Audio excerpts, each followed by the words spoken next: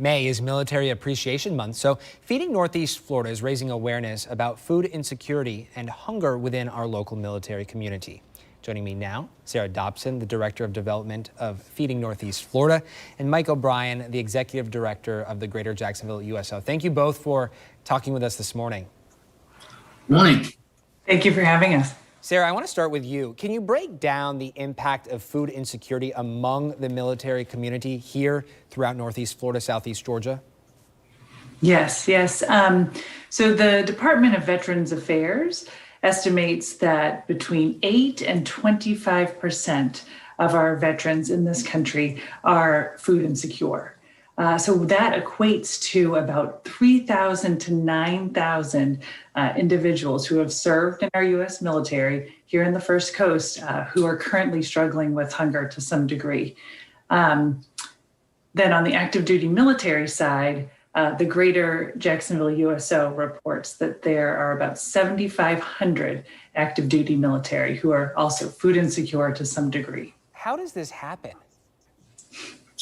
I'll jump in, Zach, and just talk about that.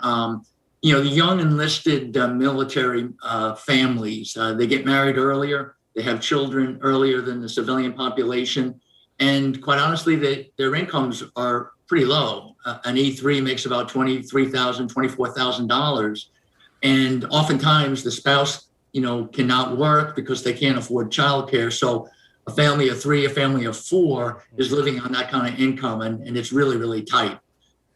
It makes sense when you put it into perspective like that.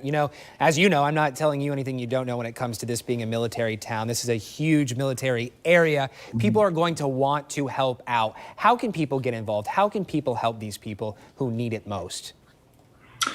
Well, this program, the Healthy Military Families Initiative, started about 3.5 years ago.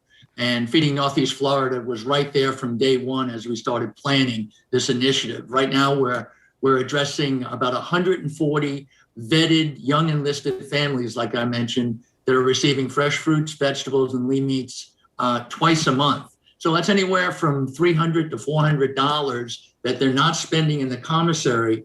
They now can, invest in a better family vehicle, better housing situation, or possibly a vacation they could never afford around the holiday season. So families, organizations, other nonprofits, corporations can support the USO to allow us to grow this program to scale. Right now, we're only capable of handling 140 families per month.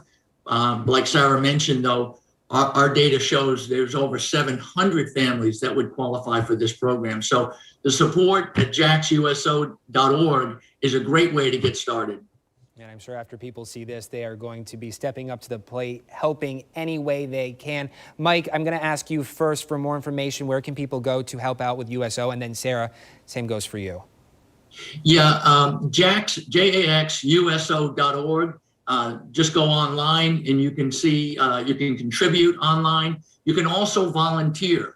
We do about 20,000 volunteer man hours every year. Wow. And the volunteers are really the lifeblood of our USO here in North Florida. So jaxuso.org, or just give us a call and get involved.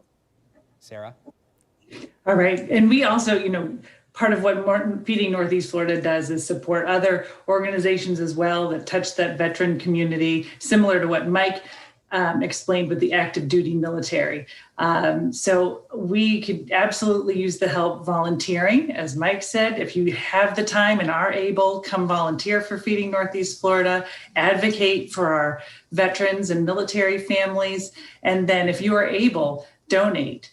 Every dollar donated does a great deal for Feeding Northeast Florida and for organizations like the USO who help the people who are struggling with food insecurity. So our website is feedingnefl.org for Feeding Northeast Florida, feedingnefl.org, and you can find out how to get involved there. And moreover, if you know someone who is struggling with hunger, or if you yourself are struggling with hunger, there's a list of resources there for our 300 partner organizations that can help provide access to healthy, high quality food, produce, lean meats, pantry staples, etc.